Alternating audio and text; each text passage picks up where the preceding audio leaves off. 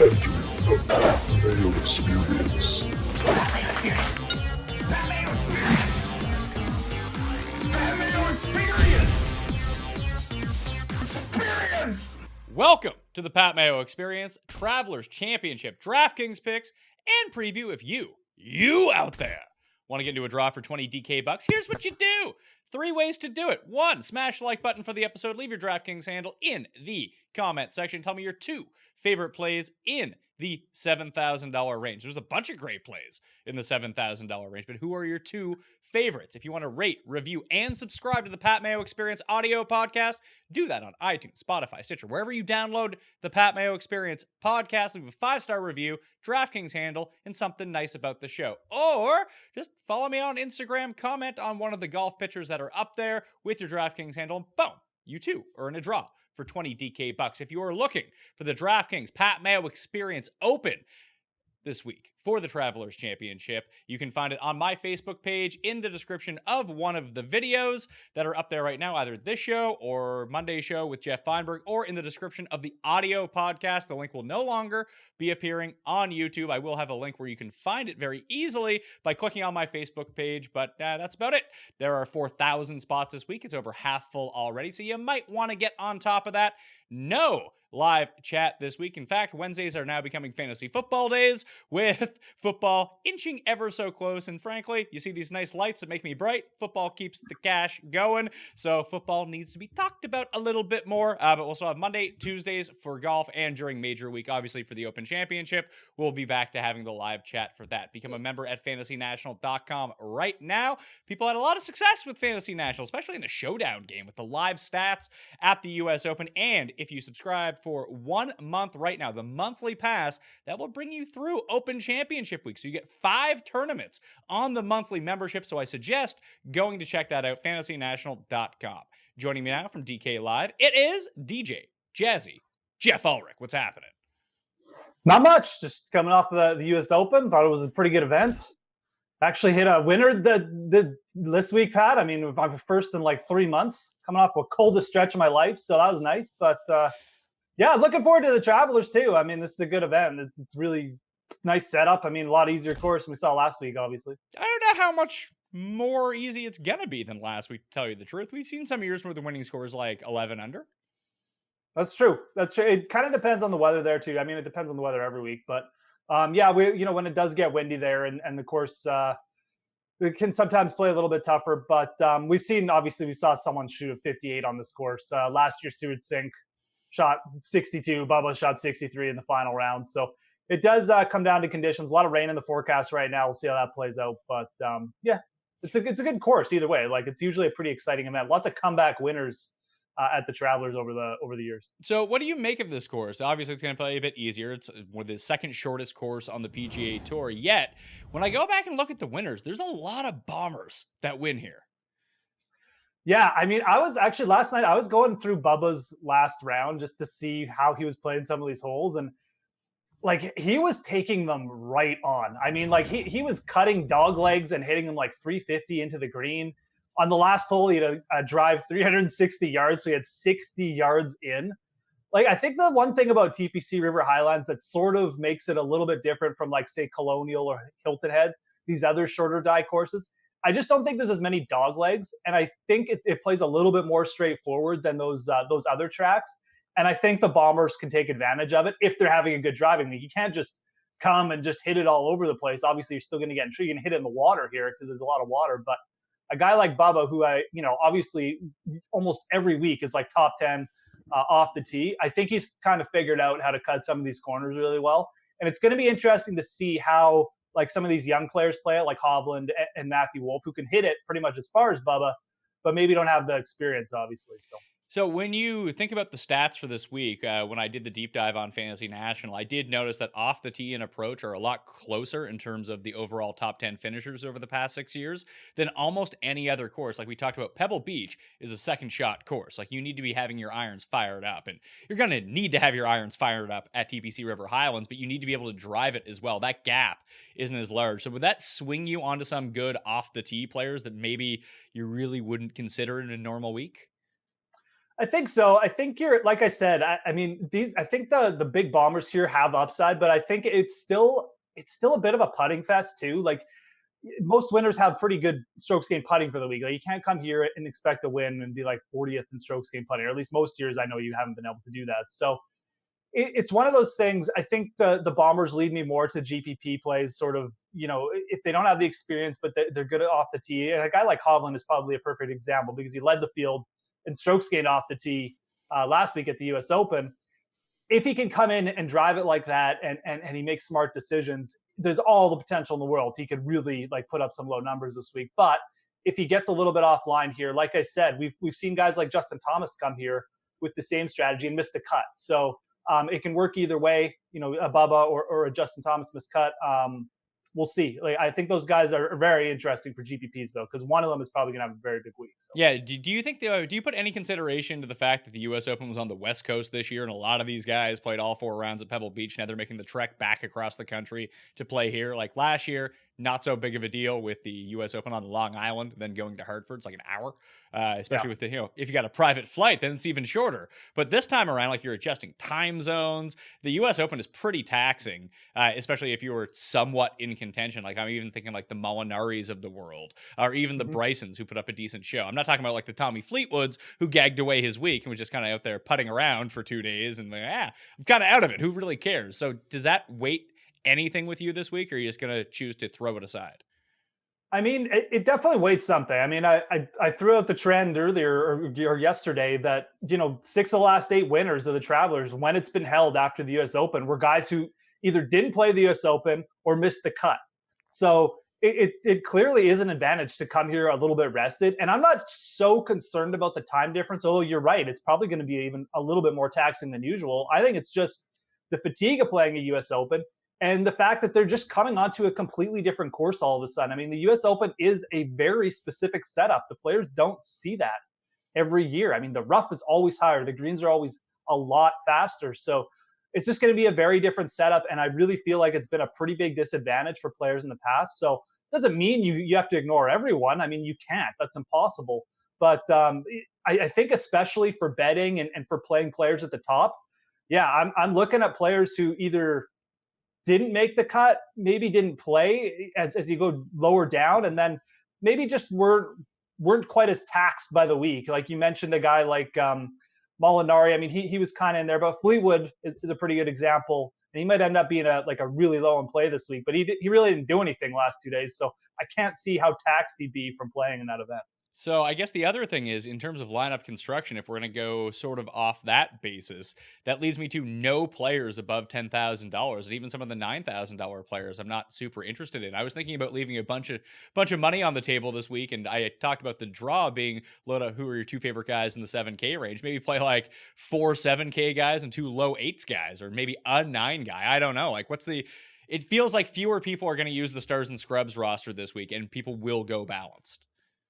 Yeah, definitely. I don't think you'll get high ownership on any of those top 3, like especially Spieth. I mean, I don't know why he's 10-7. I guess defending champ, but seeing him like $1,000 more than not defending champion. He won 2 years ago. Right. Okay. Sorry. Yeah, he had a champion, but seeing him $2,000 more than Justin Thomas was a bit shocking. But yeah, those guys are like Brooks Koepka might even be 10% owned this week or something like that. So. I think a lot of people are going to follow that narrative and pick up on it. And I think some of these players at the top are going to be quite low owned. So Stars and Scrubs is definitely going to be like the contrarian move this week. I'm in full agreement with you. I mean, this event has seen a ton of just sort of middle of the pack players perform well. I mean, you got guys like Russell Henley who show up here every year. Daniel Berger's played well in the past. So it hasn't been really an event where an elite name is necessarily just come out and dominated it. In fact, we almost never see that. So it's going to leave some of these players, I think, with the narrative pushing up to Wednesday lower owned than they should be in DraftKings. So let's talk about that plus 10K range. There's 5 guys up there. Brooks Koepka is the most expensive player, coming off a runner-up at the U.S. Open. Cantlay is also above 11K. He's 11.3, has a 60 at this course, way back in the day, almost a decade ago. Spieth is a former winner. Molinari's 10.3. Jason Day is $10,000. And when I look at the distributed ownership, at least on a Tuesday morning, how it's dropping right now, Cantlay projects to be the highest owned at around 17%. Then Brooks around 13, Jason Day around 11. Then you have Spieth and Molinari both around like 6, 7, 8%. So would that lead you towards someone like a Molinari who plays well at Pete Dye tracks? Because for whatever reason, I know he's like $2,000 overpriced, but I kind of like Spieth. Yeah, and I mean, look, I just finished bashing him, but it was mainly a price bash, right? I mean, it's just I just was shocked to see him at that up there, but he's going to be low owned, and this is a Jordan Spieth track. I mean, there's about 4 or 5 courses that are really set up well for Jordan Spieth. This is one of them. John Deere, obviously, another one, Colonial. But this falls in the mix. I mean, from that perspective, it's probably a good week to take advantage of Jordan Spieth's low ownership and his negative, whatever, that people like me don't really like that price. So I'd lean more towards Jason Day, just because I do feel like this is could turn into a bit of a putting fest. I feel like Jason Day, Stephen Williams on the bag. He didn't play that bad last week. And I think he's another player that kind of like Spieth, he's searching for a win this year. I mean, he hasn't won in a while. He's been close in certain stretches. He's played well in certain stretches, but we've seen him win at TPC Sawgrass. We've seen him win on all the different types of tracks. I don't think it's out of the question Jason Day has a really good week either. So I think Spieth and Day are the 2 players that I'm more interested in 10K up there, who could possibly shock and really get in contention. Molinari is interesting. I do feel like, I don't know. I feel like he was kind of in it, and I'm not 100% committed that he's just going to come in here and play well. I think the tougher courses suit Molinari a little bit better at this point. I'd rather take a shot on Day or Spieth, and I also think they'll be lower owned than Molinari. So, top 10 in putting from Fantasy National over the past 24 rounds. Jordan Spieth is number 1. Badley, Putnam, Burns, Denny McCarthy, Wyndham Clark, Patrick Cantlay, Beautiful, Bo, Hostler, Vaughn Taylor, Curtis Luck. Day comes in at number 12. Snedeker's number 14. Malnati is number 13. Nick Taylor is number 17. Your boy, Ollie Schneider, Jans, he's number 16. You love Ollie? You know what, Pat? I actually don't. I would not be shocked to see Ollie play okay here. Look, he's came out on Twitter saying he's dealing with some swing changes, playing okay. I'm not saying go all in on him, but I am predicting a bit of a bounce back week for Ollie here. He's missed like 3 cuts in a row, and hey, you have to remember he almost won the Wyndham off 3 missed cuts. So this is still a talented player, and it's funny actually. Everyone's talking about Hovland and Wolf. Ollie finished T12 at the Open Championship 2015. He's still got a lot of talent, so just don't forget about him. He'll pop up one day. We'll see. He did finish 16th at the Players Championship at Pete Dye track. I believe that was the last one that he ended up playing because he didn't play. Almost won Hilton Head too. He almost what? He almost won Hilton Head in 2016. Yeah, in 2016. I mean, that's 3 years ago, man. That's when Ollie was making all of the cuts. Yeah, that's when he was good. He's at least he got rid of the birdie dancing caddy. That's a positive, I think. Do you think that was really an anchor on him? It was weighing him down. It had to be.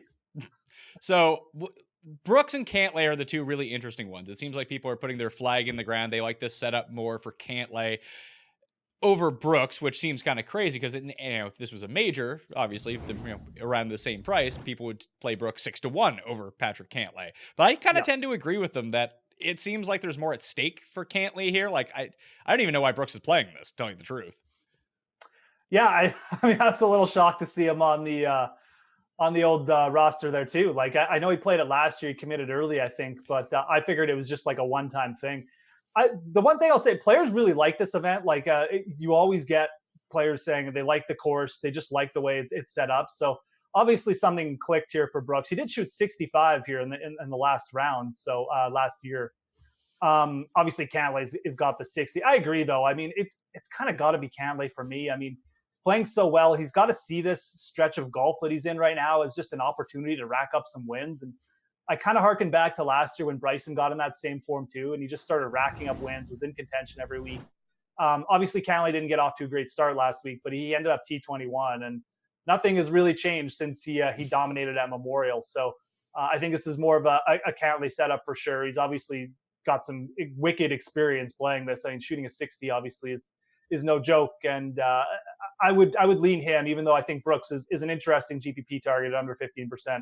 I would lean Cantlay if I had to choose. Yeah, I mean, if we're going to be talking GPP only, we tend to on this show, I might actually, now that I'm thinking about it, go Brooks. Or I just might leave both them by the wayside and just avoid everyone besides Spieth over $10,000. That's the play I like personally too. And like if you use Spieth, like we talked about his ownership, if I play like 20 lineups this week and I have 3 Spieth lineups, I'm still like double the field. So I don't feel too badly about that. I guess you could almost do the same thing. You play like 4 of 20 Brooks lineups and you're looking good. But he's played this event 3 times. He was 19th coming off the US Open win last year. In 2016, he was 9th. In 2014, he was 51st. So he tends to play well when he does show up. It just kind of feels like that week at the Canadian Open that Brooks is just going to come T14, something like that, with his D- effort, and that's not really going to cut it being the highest priced player. Yeah, I mean that's pretty much what he did last year, and I mean, I know he didn't win the U.S. Open this year, but it kind of felt like he won it, right? I mean, he obviously put on a show on the weekend. I mean, I was sweating after his 4 under through 5 holes.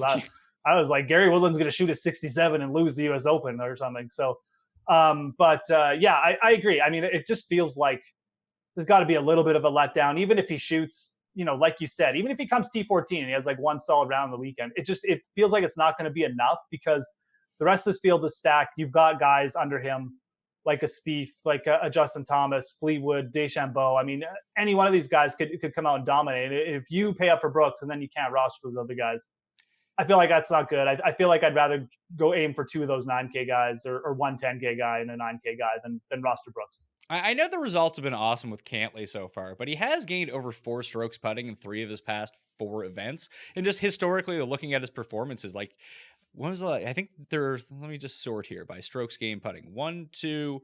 So he's had 2 better putting weeks than 3 of his past 4 ever in his career. He gained 6 at the Wyndham in 2012. He gained 5.3 at the Heritage in 2017. Then you go boom, boom, boom, 3 of his past 4 events. It feels like there is going to be a swing back in terms of his putting. The ball striking has been fine, which it always is with Patrick Cantlay. But do you think he's kind of walking a tightrope here? Like, can this putter stay this hot, or is he just in this groove like we've seen with Day before, like we've seen with Spieth before, and even Bryson before towards the end of last year, where when the putter gets hot, it just stays hot for a while? I mean, it could definitely stay hot for a while. The thing is, he's never been. I mean, he hasn't been on tour that long, but historically, he hasn't been that good a putter, right? So we're seeing probably his best stretch of putting ever, maybe like you said, over the last 4 or 5 events. So it is definitely something to consider. There's going to be regression at some point, and that's part of the reason why I said, I mean, I don't really like starting with either of these players that much. I think of this week, it's a much better strategy to go a little bit more balanced. Now, it's not going to be as contrarian, but I still think it's the right play because we're picking from so many 9K players. And you worry about a player like Cantlay. I mean, we're up here paying 11.3 for Cantlay now. And like I said, I mean, we're banking that this roll he's on is going to keep going. I mean, 2 months ago, he would have been like 8,900 maybe in this event. And everyone would be like, oh, it's a great play. And he would have been super chalky. But, it wasn't that long ago he wasn't putting like this, is I guess the point I'm making. And yeah, I think at some point you'll see it regress a bit.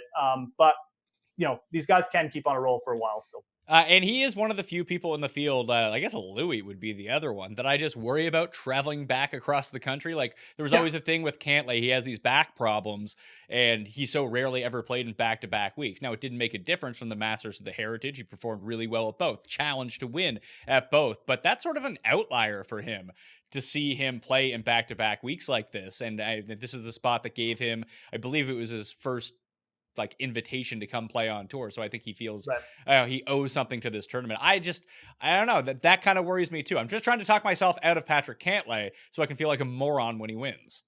I mean, look, first of all, the travel narrative is probably real with guys like Louis and Day too, especially. But the way you talk yourself out of Cantlay is just the price, in my opinion. I mean, it keeps going up, and it's like you're buying a stock at the top, right?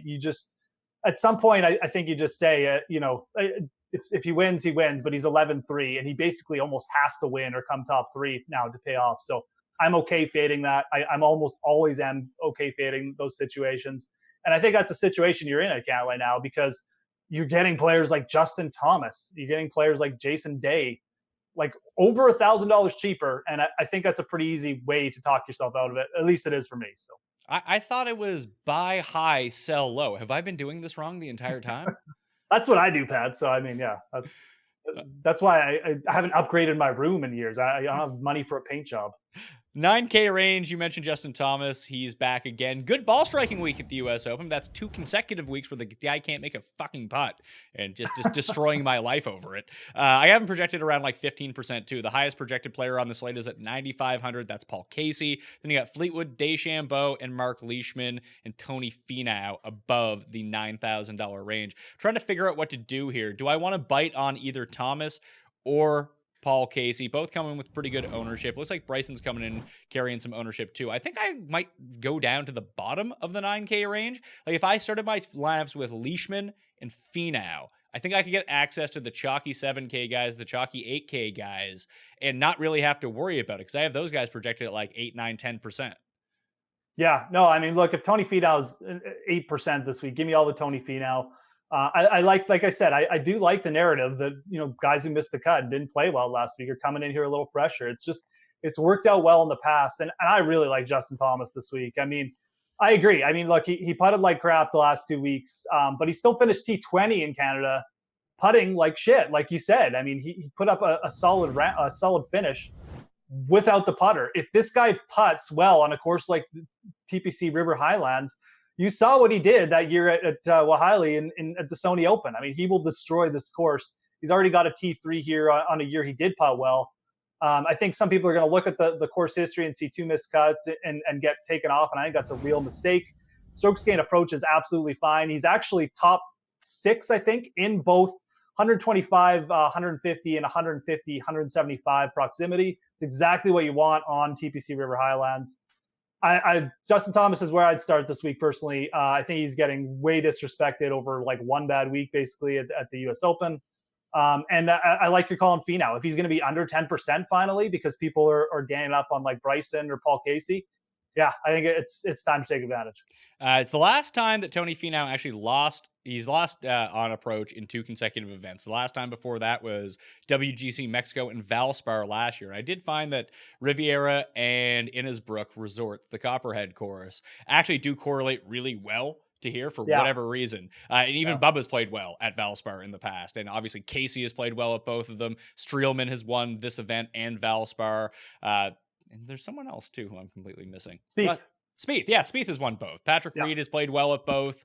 So it's just kind of weird that that's sort of a crossover. Now, Finau's sort of the opposite. Finau has played really well at Riviera in the past, but not super well at Copperhead.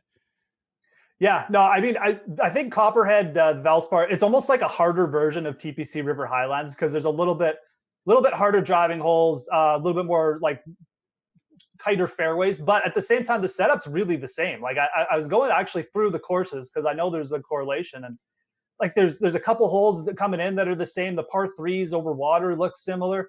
It really does look like there's a lot of similarities between these 2 setups, and it plays out in the results completely. So yeah, that's something to look at this week for sure. It obviously is going to be what leads people to Paul Casey, who is setting up like a massive chalk pick this week, and that's fine.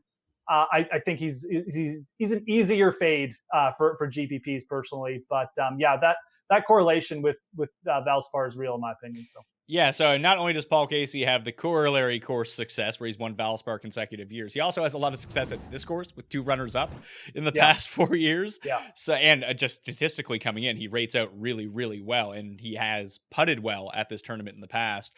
Like, is he chalk that you would eat? Because I'm flip-flopping on it. I don't think so, and I think part of it is it's just a deeper field. Like I mean, you can bypass Paul Casey and get on Leishman, who played pretty well last week and has putted really well here in the past.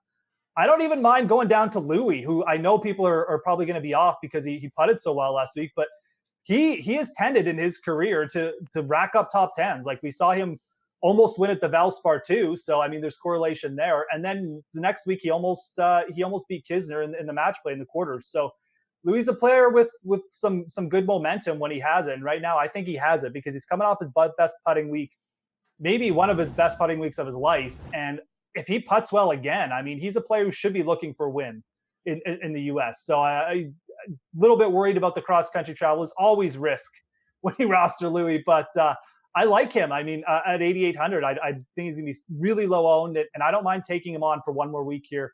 I think there's a chance you'll see some continuation. Yeah, I'm going to go hard pass on Louis. The only other one in the 9K range is Tommy. Is this like a Tommy setup? Because it feels like people are very wishy-washy on him right now. And then one really good performance will be like, oh, he's the favorite at the British Open. He's going to win this. But like for the moment, people have tempered their expectations a little bit. Look, he fits. He should be the lowest owned in the low 9K range, right? Except for Finau, I agree.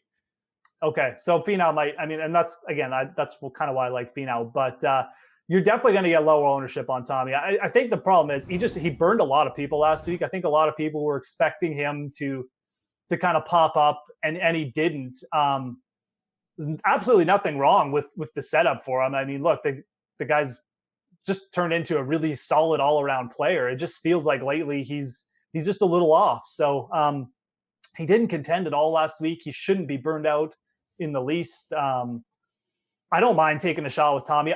He's not my top pivot. I'd much rather take a shot with Finau, and I don't even mind eating a little bit of higher ownership with a guy like Bryson, who I think found his putter last week, and I think could be in for a good week here too.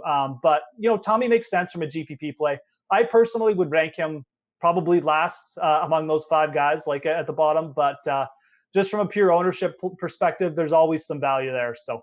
Yeah, so I'm going to make a decision on one of these top and 9K guys here in a bit, but I do like Leishman and I like Finau. Those are going to be my 2 go-to guys in the 9K range, especially when I'm starting a lot of lineups. So when we dip into the 8s, you like Louis, but there's 3 other guys right below him that are projected to come in at super low ownership, which I was kind of surprised by. One of them is Phil, who I have at like 2%. Snedeker I have at like 6%, and Patrick Reed I have at like 5%. I don't have a good feel for any of these guys, but those numbers intrigue me. Yeah, I think for me it would be Reed. I just always like Patrick Reed in these situations because it always feels like he waits until everyone's kind of fed up and everyone's like, oh, Patrick Reed he sucks again, and then he just pops up with like a top 10 or a top 5 or he wins, right? Patrick Reed's been making cuts. I mean, he's doing his Patrick Reed thing. He doesn't put up like gaudy stats, but he's still playing solid. He's grinded out to obviously everyone saw the club snap last week, which will probably just get more people off him because they figure he's on complete tilt right now. But I don't mind paying 8,500 for Patrick Reed. I think of these 3, he's the closest. I know Snedeker had that massive putting week in Hamilton, but expecting him to come through again, and I don't really like paying like a little bit of a premium for Snedeker either. I feel like, if he was more in the 8K range this week, I'd be a little bit more interested, but I'm just not that interested in Brandt Snedeker at that price. And for me, of those 3, it'd be Patrick Reed. Phil is kind of interesting. Like you said, 2%. I mean, he's kind of played these easier setups a much better later in his career than the tougher ones. So there's definitely some value there, but for me, it'd be Reed. Phil hasn't played this tournament in like 10 years, but he did win in back-to-back years in the early 2000s. So it's not like he's completely unfamiliar with this course. They love him up in New England as well, and he tends to play pretty well up there too. So probably has a house there, Pat. I mean, I'm pretty sure he has a house everywhere. When you make as much money as Phil Mickelson, you can do whatever you want. But what do we do with Bubba? Yeah, I'm not feeling him this year. I mean, I hit him to win here last year. I had a really good Travelers Championship, both in betting and on DraftKings last year. And that was mainly due to both Bubba Watson and JB Holmes. Those guys really came through for me, but I don't know what to do with him. He showed up at Valspar this year and played well. Yeah. I mean, it's a frustration. I don't think he's going to win. Like, I don't think he's going to necessarily come through, but who knows? I mean, he's not hitting it poorly off the tee or anything like that. And I mentioned off the top of the show how well he drives it here. It's actually kind of insane. But I'm not feeling it either. His putting has just been so bad this year, like really bad in stretches. There's just no confidence. It feels like he's not really in the zone of caring that much. And he got those 3 wins last year. Maybe it's just a little bit of a side effect that he's having a letdown season, and that's fine. But I agree. I feel like the field is so much deeper now. You don't necessarily have to go there with Bubba. You can take a chance with a guy like Reed, who's got plenty of upside on his own. You can go down and play like Kokrak or Hoffman. And I'm just not feeling Bubba either. I'm in the exact same place. This is after watching him chase down a couple of my guys here last year. So I know what he can do, but I just don't think you're going to see a repeat. You might see a decent week. He might even get in the top 10, but I don't think he's going to win. So DraftKings, like I said, I think I'd rather play Louis. So here's the funny thing. So you have Bubba. I have him around like 12%. He's a defending champion. He's won here 3 times. People are going to play him. And then you have Louis, Reed, Phil, and Snedeker all at like 5% or lower ownership. But then in the rest of the 8s, you have Shez Reavie, Jason Kokrak, Kevin Streelman, and Charlie Hoffman, all 4 of who are setting up to be super chalky and more than double owned than the previous 5 guys I just named, which is insane. It is insane, especially because like Streelman is getting up there in price. I was even surprised to see Hoffman up that much, but Hoffman has a really good record at this event. And of those guys, I like Hoffman the most. I like Kokrak the most. Kokrak, okay, yeah, I could see that. The only thing that worries me about Kokrak is the putting, because you do have to putt well here. But that probably worries me about like every player in the field. But he has surprisingly putted pretty well. He's gained, like he lost 7.2 strokes putting at Wells Fargo, but on either side of that, he's gained in 4 of his past 6. Yeah. So I mean, he's played well this year. I mean, look, he's missed like what? No cut, 1 cut finally, or no, he hasn't missed a cut since last year's British Open. So yeah, I mean, look, he's not played poorly, right? I mean, he's tended to play these die tracks okay over his career. Obviously, he's still searching for his win, but no, I don't mind Kokrak. I just like Hoffman's record here, and his wedge play is so good. He obviously missed the cut at, I think it was Memorial, his last start, but before that, he was in really good form at Colonial. Was stringing together some good play, and I think Hoffman for me is the play there. I never like playing Kevin Streelman, especially when he's priced up, because he can really fuck it up around the greens and with the putter if it doesn't show up. Like, he's not afraid to throw in a 74 here. So I think Streelman is definitely a fade for me. I think Kokrak is kind of interesting. Although if he's going to get over 10% owned, I'd probably, like you said, I really do feel like the play is go up, play Reed or Louis, in my opinion. And I don't really hate the idea of playing Phil either. I think those are the players. At least one of those players is going to make someone's week, in my opinion, because those are ridiculous ownership percentages when you compare them to the players in the low AKs. Well, at least you know with Phil too that he's going to make birdies. You can't guarantee that he's not going to make quadruple bogeys. So at least he'll do some DraftKings scoring if he ends up making the cut. That's always going to be the toughest part. I think I like Reed a little bit more. I'm going to be off Streelman and off Shez for sure, just purely as ownership fades, I think. Yeah. Although I do like I like Streelman more than Shez, though. I would probably take Streelman over Shez too, just because, again, we talk about the U.S. Open thing. I mean, I think Shez is probably coming off a bit of a high. Good chance of a letdown. But I agree. Streelman, Shez, straight fades for me. Hoffman, I definitely like. I think Hoffman's a pretty solid cash game play this week, actually. And Kokrak I'm fine with too, but leans slightly Hoffman over Kokrak. 7 straight cuts made for Daniel Berger, including last week at the U.S. Open. No finish inside the top 25. Oh, sorry. 1 finish inside the top 25. That was at the Byron Nelson. He lost to Spieth in a playoff here 2 years ago. The off-the-tee numbers have continued to be really good. The irons are wonky, and dude just sometimes can't putt. But he does project to come in very, very low owned, because then we're going to get to the top of the 7Ks, and there's like super duper chalk in that range. But what do you do with Daniel Berger? Is he just a pass?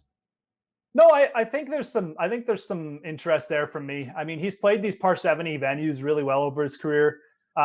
Travelers, Valspar's played well. Obviously, TPC, Southwind, whatever it was, the old FedEx stop there. He won twice. I mean, played extremely well at that venue, and that's definitely some correlation with this week. I don't mind it. I mean, it's like you said, it's a pure ownership thing. I mean, I feel like we're still waiting for Daniel Berger to click, but I don't think anyone knows when it's going to click, and it's not like he's playing that bad. The ball striking is still good in spurts, good enough for that he's making the cut every week. And when it does click, it's probably going to click really good, like top 10, top 5. So I think this is the kind of week you don't mind taking a shot with him. Everyone below him is going to soak up a lot of ownership. I think Daniel Berger could easily come in under 5% owned when all is said and done. So that's the kind of spot I don't mind taking a shot with him. 7K range. Here are the players I currently have projected at over 10% ownership from this upper tier. Griot, Hovland, Moore, Ann, Knox, Bradley, Adam Hadwin. Adam Hadwin and Bradley just above 10. Like, it's a lot of like 12, whatever. Griot is just shaping up to be the super duper chalk here at around like 20%. He could be the highest owned player in the field this week. I love Griot. I bet him at 70-1, but if we start getting into chalky Griot at, 22, 24%, I think I would have an easier time playing him over Casey at the same number, just because I'm not, the rest of these guys are still kind of a crapshoot. There's a reason that they're in the $7,000 range, but can you talk me out of Griot in an argument that's not he's going to be super chalky? Not really. I mean, the only thing I could say is this is his putting is still, it's just not there, and his around the green game isn't there. And like I mentioned off the top, this is more of like an all-around course where you can't just come in and play really well tee to green and not sink putts and expect to win, because most years it won't get it done. You have to have a hot putter. So I wonder if the upside with Grillo is as good as some people think, and even I think. I think the thing to do with Grillo, but this is what I did. I just threw a few bucks on him to win and top five each way, and I'll just fade him in DFS. I mean, I'm fine with that. Like, I think he's actually at a good number, 70-1, because if he does find it, he'll probably win because he's striking it well enough. But then you don't have to worry about ownership. You can play some of these other players who are going to be a little bit lower owned in the 7K range, like a Sung JM, like Daniel Berger, and you just don't have to worry about it. You've got your little hedge equity. So that's what I did with Grillo. I think that's actually the smart play. But we'll see. If he wins, then you probably should have just played him everywhere. Are you going to end up using Victor Hovland? Because I think I'm going to fade him and play Wolf. That's probably the smart play. I don't know. I was all ready to just like talk crap about these guys and how they're going to be too chalky, but I've kind of talked myself into Victor Hovland. I mean, he's so good off the tee at Pebble Beach, and I mentioned Ollie when he finished T12 at the Open Championship in 2015. He came the next 2 weeks, finished like T20, T12. Bryson, the week after, he finished well at the Masters in 2016, finished T4 at the RBC Heritage. I think you'll see Hovland with some continuation, and he's too good a ball striker off the tee right now, and he's probably coming in with loads of confidence. I'm not saying he's going to win or anything, but I wouldn't be shocked to see him finish inside the top 15. So I actually don't mind him this week. Pure GPP play for me, pure DraftKings play. I'm not going to bet him either, although top 20 might be interesting. But I am kind of in on him. I think I'd rather play Hovland over a guy like Benny Ann. Maybe more even, because Moore has been a little bit hit or miss. But I definitely think there's some upside with Hovland this week. Byung-Hun An has gained strokes putting in 2 consecutive events, by the way. Is he finding his putting stroke? Yeah, and then he's losing the rest of his game, right? The rest of his game isn't like peaking like where it was like at API when he was leading the field in ball striking. But the past 2 weeks, he's actually turned out positive in all 4 key strokes gain metrics: off the tee, around the green, approach, and putting, which is shocking. And it's led to a T17 at Memorial, T16 at the US Open. Like, of these top end 7K guys, like, I like him, I like Moore, I like Hadwin. But Kisner's the one coming in at like 3% ownership that I think I might just have to play. Like, this sets up well for him. It's a Pete Dye course. Definitely sets up well for Kisner. Yeah, I mean, Russell. If Russell Knox can win here, I mean, Kevin Kisner can win here. I mean, they're close to the same player, right? So yeah, and I kind of like Hadwin down there too. But I agree. I mean, both of these players are setting up as strong GPP moves. I mean, especially Kisner at under 5% owned. I mean, there's just so much hype around Ryan Moore, Grillo, even I think Benny Ann will get a little bit chalky. That, yeah, I think you got to look for some kind of pivot and get some exposure to it. And I wouldn't be against playing Kisner. I mean, this is the type of a venue where you put it in the fairway, you make some putts, and you're probably going to have a pretty good week, even if your ball striking isn't on point. I mean, we've seen Bubba win here in the past with being maybe even losing strokes to the field on approach or coming close to it, but having a hot putting week, hitting it well off the tee. And I think Kisner is definitely capable of that, especially in the putting aspect. So he's definitely a viable GPP move. I don't mind Benny Ann. I think I'd rather play, like, if Benny Ann's going to be 12%, I think I'd rather play him over Grillo. If Grillo is going to be 20%, that's for sure. And I agree. I mean, like, I know I've given him a bit of a jibe there, but he's coming off the injury. His long game is getting there, and he has improved his around the green game this year too. So wouldn't be shocked to see him have a good week. I like him over Grillo, to be honest, just at lower ownership. So from 75 and below, I like Glover, I like Neiman, I like Matthew Wolf, of course, the official new rookie of the Pat Mayo experience. Nick Watney does stuff for me. Dylan Fratelli does some stuff for me. But there's two guys at $7,200, along with JB Holmes, I guess, who just plays this track pretty well. Kind of fits. He's like minor league Bubba when it comes to a lot of this stuff. But Max Hama and Sebastian Munoz really intrigue me. Hama actually rates out over the past 24 rounds, top 10 overall in my statistical model this week. Yeah, he was playing pretty well before he won too. I mean, I can't remember if I talked about him on this show or somewhere else, but he was kind of popping for me right before he won too. I didn't bet him or anything that week, although I should have. But he's a solid ball striker off the tee. I mean, and his putter's gotten going. Obviously, it got going at the Wells Fargo, so definitely an interesting player. Getting a little bit disrespected, it feels like. I like Munoz this week for sure. The ball striking's improved a little bit. Obviously, he's racking up top tens. Two of those were on the PGA. One was on the web.com, but he's a player with a high birdie rate. Like he kind of makes for a good DraftKings play, especially at 7,200, I think. Should be a type of setup where he's should set up well for him. I mean, he's pretty accurate off the tee when his ball striking's on. So like I said, T5, I think he was top 5 in birdies made at the Canadian Open. So you like that. Yeah, I mean, I don't know. Matthew Wolf pretty much has to be your player, doesn't he? Considering your kid's name. I mean, that's a given. But I don't mind taking a shot with Matthew Wolf. Kyle Stanley was hitting the ball pretty well last week too. I don't know. I'm not really that interested. Brian Harman is probably the player under 7,500 I'm interested in this week. He's been playing better. Really good record at TPC River Highlands. I feel like once that putter gets heated up for Brian Harman, you'll see him put in a big week. It wouldn't shock me if it was here because this has been a good venue for Brian Harman in the past. I went to the Brian Harman well at the Canadian Open, and it was like, all right, through 2 rounds, then it was not good. Not good at all. That's kind of what it's been like the entire season. But like I said, when the putter gets going, it'll be he'll probably pop. We actually forgot about Bud Cauley. I like Bud Cauley at 7,600 too. I'll throw his name out.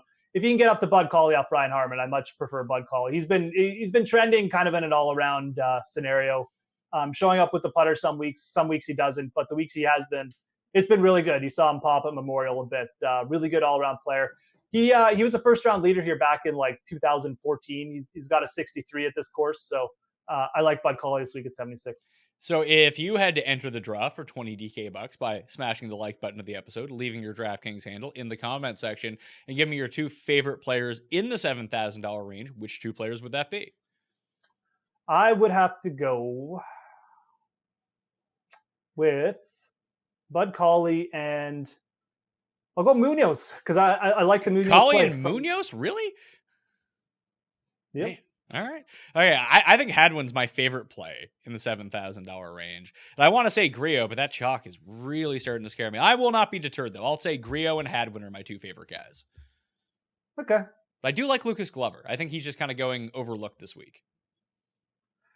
Yeah, he'd have to have a really good putting week to get it done. But he should be coming in at really low ownership for sure. I mean, I don't think anyone's going to play Lucas Glover. I mean, people play Henley because of his I mean, Russell Henley's interesting, right? He always seems to show up here. It's like the Shell Houston Open. It almost doesn't seem to matter what his form is every year. He just comes in here and plays well. So I like him in that $7,500 range too. I think I still like Cauley a little bit better, but Henley's a guy I'm going to have exposure to. I bet him first thing Monday morning, got a pretty good price. So I'm already in on him. But yeah. I would rather play Glover than Henley. Henley just went full Henley on me at the Canadian Open too. I played him there. I was like, oh great, minus 5 first round. This is great. Then all of a sudden he misses the cut. Thanks, That's Russ. the thing. Thanks, Russ. It feels like I think he's really close. I think he's going to show up this week again. I think he's going to be top 10. I always have faith in Russell Henley, but he does show up on these certain tracks, and this is one of them. So So based on the way that we've talked about the build so far, it doesn't seem like you really need to go into the $6,000 range. But if you want to play some of those stars and scrubs lineup and get access to the very high end guys, even 2 guys above 10K, you will have to dip down into this range. I have 4 players starred as of right now. I need you to either talk me out of them or give me some alternative options. And here are the 4 that I have at the moment. 1, the uncursed Cameron Champ. Tim is finally off the bandwagon.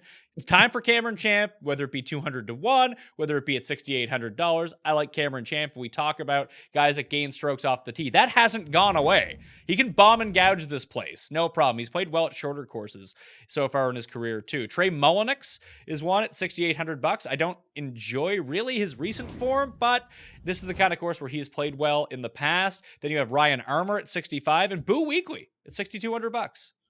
Boo. I don't know if I have a swerve play for you for Boo because he's so far down. Yeah, I don't mind that. Boo's played well like 5 tracks over his career. This is probably one of them. It sets up similar to Colonial anyways, or Hilton Head. So yeah, I could see that.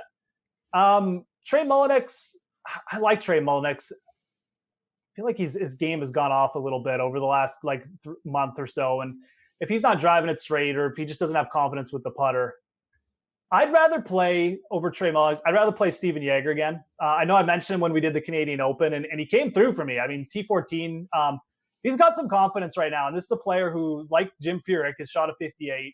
When he gets going on a course like this, he can really get going. So, yeah, he misses a lot of cuts. But I think the way he's trending right now, I don't mind taking another shot with him. I think he's kind of an interesting play at this type of venue. Cameron Champ, hey. Oh, didn't Tim curse Victor Hovland too? Yeah, he finally jumped off the Cameron Champ bandwagon and jumped onto Victor Hovland. So here's what happened. Okay. Champ went on his run. He had the win. He had the top 10 at OHL, and then he had the top 10 at RSM. Tim was up visiting me during the RSM Classic, and we were watching the final round of that. He's like, this Cameron Champ is amazing. He saw like 5 shots of him. He's like, he's my new guy. I'm backing him for the year. He's going to be the breakout player. And he's just been absolutely terrible ever since. He even got hurt during that swing. Yeah. But now he's off. So I don't know if it's going to immediately turn his fortunes around, but I want to be there when Cameron Champ breaks through again. This could be a good spot for him. Definitely. It's a little bit easier off the tee. He's going to be able to take care of some of that distance. Champ versus Ollie feels like a good head-to-head this week. I mean, both these guys have been terrible. I guess I'm on Team Ollie slightly, but I could see it happening with Champ this week too. Do you want to make that bet? What's that? Do you want to make that bet? Champ versus Let's Ollie? Let's do it. Yeah, Ollie versus... I'll take Champ, and I'll even give you even money on each side, although I should be getting plus money on this. But I don't know if you should but... Hey, per the odds, I would be. Would you? What's Champ at? Like 500 to 1? No, he's 200 to 1. Ollie's like 125, isn't he? No, Ollie's like 275, the one I'm looking at. Yeah, 275 to 1 for Ollie. Poor Ollie, man. That's what I'm saying. All right, so maybe I should be giving you odds. No, even's good. Let's do even. All right, so even money, Cameron Champ for me, Ollie Schneider-Jans for you. Be prepared to lose once again. What about 2L Colin Morikawa? Yeah, he played well last week. I think most people will won't even realize he's still in the field. So yeah, I mean, I mentioned Yeager, but I mean, 6,900. I don't mind looking for a little continuation from him as well. I mean, he played really well, obviously. He played well in Canada too. The amateur last week. So and in Canada, he came T14. That's pretty good. Yeah, no, I mean, like he's on a roll right now. I mean, he's legitimately someone who you should be looking at under 7K because. There's not a ton of players down here you can have a lot of confidence in. Cameron Tringali's still playing well too. Your boy. I think the week I mentioned him, he missed the cup, but then he bounced back with a T23 and a T11. So the highest projected, the over 6% players in the $6,000 area that I have projected out right now. I have Morikawa around 7%, Malnati around 6%, Cameron Tringali at 7%, Hank Leboidia at 7%. And that's it. Those are like kind of the chalky guys from sub 7K. What about Ben Silverman? I don't mind that. He played really well in Canada for a round. Well, he's from Canada. Of course. You get your one round in Canada if you're Canadian, where it's like, oh my God, he might win this year. It's like, oh, of course he's not. He's Canadian. He's not going to win in Canada. Never going to happen. 6,500 though. I mean, he has made a couple cuts in a row. I mean, when you get down there, I don't know if there's anyone else I really I'm really that interested in. And Silverman's pretty like straight off the tee, so it gives him a little bit of a bump probably on this course. So I don't mind it, but yeah, I'm not super all over anyone 65 and under, that's for sure. So Harkins at 62, he's another guy who's really good off the tee. ugh. Everyone always wants to play Brandon Harkins. Well, he always makes the cut and come. Well, he doesn't always make the cut, but he loves making the cut and coming like T67.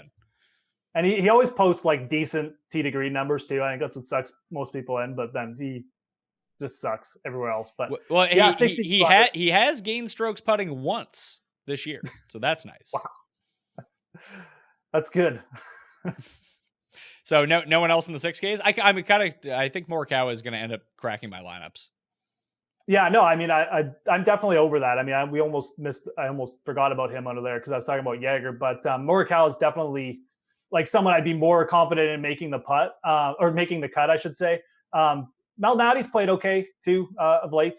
I don't mind that play. I think him and Tringali both rate out pretty well for this venue. So, yeah, JJ Spawn is he doing anything lately? I don't think so. He made the cut at the Canadian Open. I know that because I played him, but that was about it. I feel like he's going to pop at some point. This would be a good venue for JJ Spawn to pop at, but let's see. Guy can't putt, but that's always kind of a thing with him. Yeah. Like the ball striking numbers are positive, but they're not great by any means. Like he's not like at the Canadian Open, 0.7 off the tee, 0.9 on approach, 0.7 off the tee at Memorial, gained 2 strokes on approach. So you like to see him when he's getting like 2-3 strokes off the tee, 2-3 strokes on approach, and then try to hop on. And maybe you get one of those pop weeks where he gets like the 8 strokes on approach, contends to win, and then misses 3-foot putts down the stretch to lose. Like when I have money on him. Yeah, I think I'd rather take a chance with him over Champ or Mullinex just because of the type of venue. Maybe Mullinex, not Champ, uncursed. Okay. Uncursed Champ. I'll take your word for it. That's where you got to be. Now, though, I might cross him off my list completely. Yeah, you got to watch it until Tim jumps off. He has a good track record with this, like cursing in terms of breakout players. He cursed poor Bryson right when Bryson broke onto the scene, then gave up on Bryson. Then Bryson the next week, Bryson won the John Deere Classic after he had given up on him. So I'm hoping the same thing works with Champ here. Yeah, no, it could be. I mean, like I said, Champ's still a really talented player.